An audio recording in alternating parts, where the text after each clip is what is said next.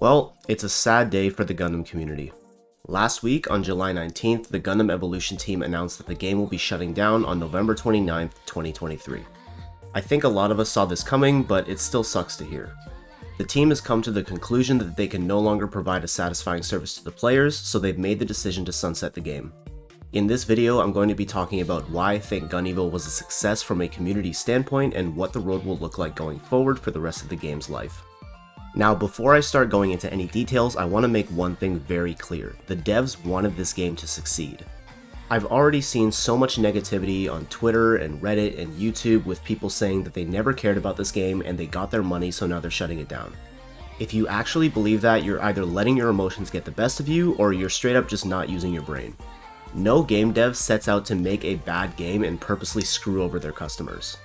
Things like the monetary and microtransaction policy that everyone hated so much and the decision to pull the plug don't come from the devs that you see on the mission briefing streams or the community team that runs the game's social media accounts. These kinds of decisions are made by the finance people and other bigwigs way up the chain whose names you haven't even heard of. So please just be respectful, because the people that worked on GunEvo really did love this game and wanted it to succeed just as much as you did, if not more. I'm sure there are already a bunch of videos out there talking about everything the game did wrong and following the whole downfall of XYZ formula that the YouTube algorithm seems to love these days. I'm really tired of seeing that kind of negativity everywhere, so instead I want to focus on the good things this game did and all the great decisions the team has made for the last few months leading up to the sunsetting date. I said earlier that I consider GunEvo to be a success, and you might be asking why. If the game was a success, why is it shutting down? If you're looking at it from a monetary perspective, then sure, you might not agree with me, but like I said earlier, I'm looking at it from a community standpoint. Why? Because it grew the overall Gundam fanbase. No matter how you look at it, Gundam is still a niche outside of Japan. I mentioned this in my video on the Extreme Versus model, but the more entry points that people have into Gundam, the better. If someone can find an avenue to learn about and experience Gundam through something that already interests them, they're more likely to check out other parts of the franchise. Gundam already has a bunch of different elements to it. You've got the anime, you've got Gunpla, you've got games. There's no singular way to interact with this franchise. But just because there are many ways to engage with Gundam doesn't mean that everyone will find a way that appeals to them. In the case of video games, not everyone is going to like every single game or game genre. If you look at Gundam Evolution, and then compare it to Gundam Battle Operation 2, and then compare it to Gundam Extreme vs Maxi Boost On, these are all Gundam games, but they're all very different. What Bandai did here was try to take Gundam and tap into a new market. Everyone knows that first-person shooter games are among the most popular genre of games in North America, and by making a game that was also a hero shooter, they were also targeting the competitive esports audience. In Japan, FPS games are not nearly as popular, so for Bandai to step outside their comfort zone and try something new with the Gundam IP takes a lot of courage, and I respect that. Because it did something different, it was able to attract a bunch of new Gundam fans.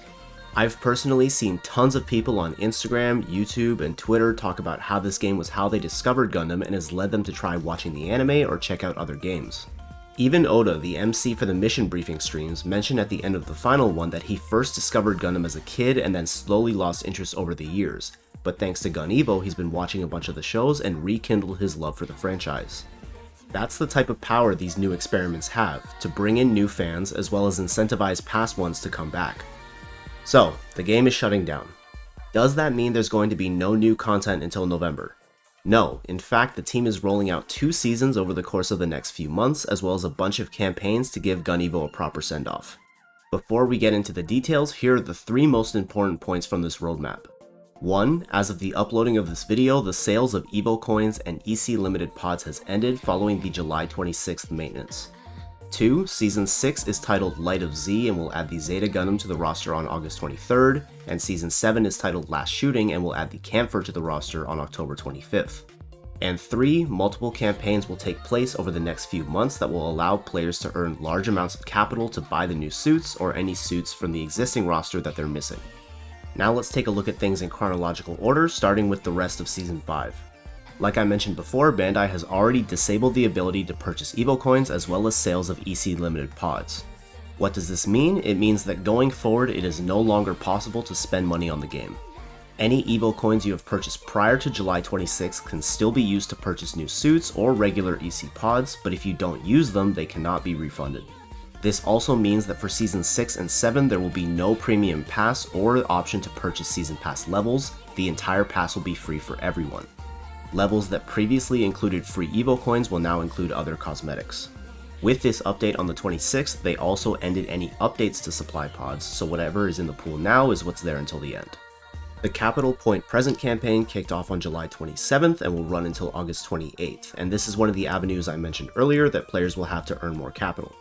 Players can earn 1,000 capital each week for logging in, as well as 150 a day for a total of up to 8,200 capital over the entire campaign. New suits only cost 1,980 capital, so that's enough to buy 4 suits. In other words, you'll have enough to buy the Zeta and Camphor and either spend the rest on 2 suits that you don't have yet or blow the rest on capital pods. A limit over event is also active right now until August 9th. You guys know the deal with these, it works the same way as past events and the tickets can be used to pull for cosmetics, including new skins for the Pale Rider and new Gundam. Lastly, for the last 4 weeks of Season 5 beginning the weekend of August 11th, the weekend campaign will be held and logging in once per weekend will get you 1 supply pod ticket. Okay, now for the fun stuff. Season 6 Light of Z will launch on August 23rd and will add the ever popular Zeta Gundam to GunEvo's roster. The suit hasn't been added to the official site yet, but they did give us a brief overview of its kit on the mission briefing stream. Zeta is a medium-range suit that can bring up its shield when ADSing its beam rifle, similar to Sazabi and New Gundam. It has low damage in its normal state, but has a passive skill called Biosensor that fills up a gauge as the Zeta deals damage, increasing the damage of its skills and attacks. As an example, the sound and damage of the Hyper Mega Launcher will change based on the Biosensor gauge. The player will see the value of the gauge from 0 to 100%, and enemies can roughly tell how much of your gauge is filled based on the glowing pink effect, which of course is a reference to the original anime. It was unclear whether this is a permanent buff or not. I assume if you don't continue dealing damage, the gauge will gradually decrease over time, but we'll have to wait and see. One of the Zeta's skills transforms it into Wave Rider mode, and in this mode it can block damage from the front, but if the shield gauge is depleted, it will automatically return to its mobile suit form. You can also fly into enemies in this form to deal melee damage and push them back, which could be good for pushing enemies off of objectives. And because it deals melee damage, it's also good against shield units. Zeta's G maneuver is the Beam Confuse, where it throws a beam saber and shoots it, dealing damage and stunning enemies over a wide range. It was mentioned that the animation is pretty long, and if you want it to land in a good spot, it's best to use it from above. It can't be destroyed like Gundam's G maneuver, but unlike the Super Napalm, it does require line of sight, so it won't damage through walls even within its active range. Season 6 will also be adding not 1, but 2 new maps. Ironworks is a domination map where you can play the floor is lava because the floor is literally lava. It was described as having areas for both long-range and close-range combat, as well as a 3-storied area for more vertical combat. Large Conveyance Facilities is the second map, and this one is for point capture. Generally, this map will be for mid to long range combat, but melee units can use the side routes to close in on the other team. This map also features a gimmick where the shape of the map changes after a certain amount of time, going from a large advantage for the defending team to then giving the attacking team more options. In the first area, a platform or platforms rise up to change the routes to the objective. In the second area, a door opens up that allows range units to support their teammates who are on the point from afar. In addition to the new suit and maps, starting in Season 6, players will now be able to earn capital by completing daily challenges. Since there will be no more premium pass, all players will have access to 3 challenges per day rather than 2 normal challenges and 1 premium challenge. I assume this will also apply for the weekly challenges, but this wasn't specifically covered. Anyway, completing 2 out of your 3 daily challenges will earn you 200 capital for the day. Lastly, there will be a limit over event for Season 6 as well, beginning with the launch of the season and featuring new skins for the Gym Sniper 2 and Exia. On October 25th, Season 7 launches, which is fittingly named Last Shooting. This season will add the Camphor to the roster, which we got a very short teaser for at the end of the Season 6 trailer. It's still under development, so we don't have a breakdown like we did for Zeta, but they did share a few details. Camphor is similar to Zaku 2 in terms of its role, focusing on horizontal mobility and hit and run attacks. It has 2 weapons it can use, swapping between the shotgun and bazooka, and I'm assuming this is similar to the skill Dynamis has that lets it swap between its sniper rifle and pistols. Its G maneuver is the chain mine because of course you gotta pay homage to the original anime, and like the Zeta, it also has a passive skill. It wasn't named, but it allows the Camphor to refill its boost gauge by dealing damage. So even though its role is similar to Zaku 2, it's not exactly the same. Zaku specializes in getting in, dealing damage, and then popping smoke to run away and find a health pack while immune. but while you're immune, you can't reload or fire your weapon. Because Camphor can refill its boost gauge by dealing damage, you can charge in, do some damage and refill your boost, and either continue the attack or run away. You just have to consider your options a bit more because you have no way of going immune like Zaku does. Season 7 will also add the Space Fortress map for destruction, which has tons of space and verticality. Oddly enough, the thing that stood out to me the most about this map is the brightness of the color palette compared to the other maps in the game. Lastly, from now until the end of service, there will continue to be regular balance patches as well as bug fixes and disciplinary action for cheaters. In other words, they're going to work hard to maintain the state of the game and not just abandon it.